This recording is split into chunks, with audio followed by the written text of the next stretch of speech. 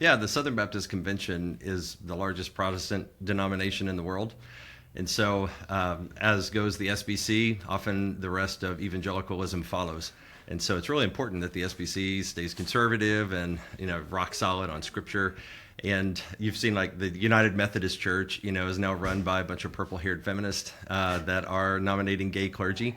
And we don't want that to become the Southern Baptist Convention. So we're going to do everything we can to preserve the confessional, the conservative integrity and the heritage of the convention.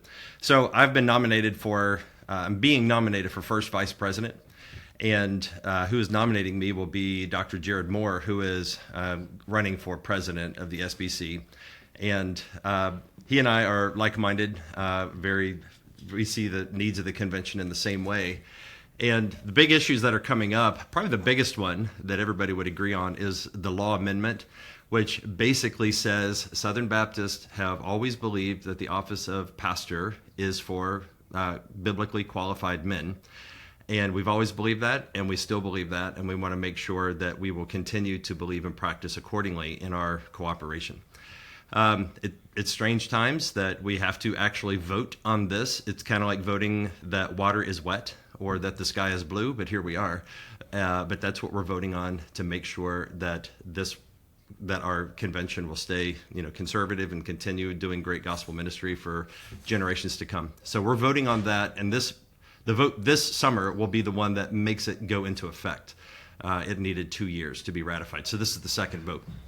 There are other issues that are important. Financial transparency is a big one. You send money to an entity saying, hey, use this money, steward it well to do mission work around the world, and then report back on how that money is spent. And so we're doing the first part.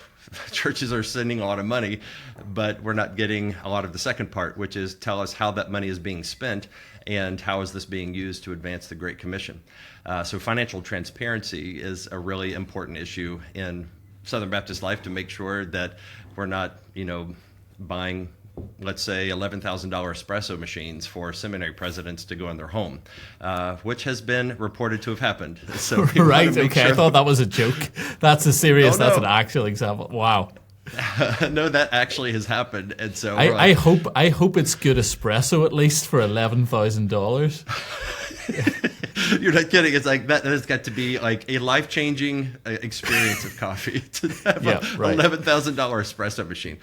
But that's where things are. And there are people that run these entities. They, for whatever reason, are opposing this, and they're coming up with excuses. And so the churches run the convention. The churches are the ones that need to say this is what we want, because we're the ones that fund and hold the entity heads and the leadership accountable. So those are two of the biggest issues as far as actual things being proposed that we'll vote on. And the biggest thing beyond that is just we need good leadership. And so that's why Jared Moore is a man that I have come to respect very much. And he's the kind of guy who is going to ensure that the SBC is healthy, faithful, and solid for generations to come. And he's got the courage to do what it takes. He's not a company man. He's not a hireling. He's a faithful man of God, a local pastor that loves people, loves Jesus, and wants to see the gospel go forward, and wants to just cut out the riffraff and nonsense that happens. And institutions always do this. And so we need reform within the institution itself. So Jared Moore is running for president. I'm running for first vice president. He will nominate me. Wesley Russell is a guy I'm going to nominate for second vice president. Another friend of ours, Chris Bolt, is running for the president of the Pastors Conference. And that is where a lot of influence, teaching and influence happens within the SBC at the annual meeting. So that's really important for these guys. And we're all running together as a team of guys that see things the same way. And hopefully we'll see some victories come June.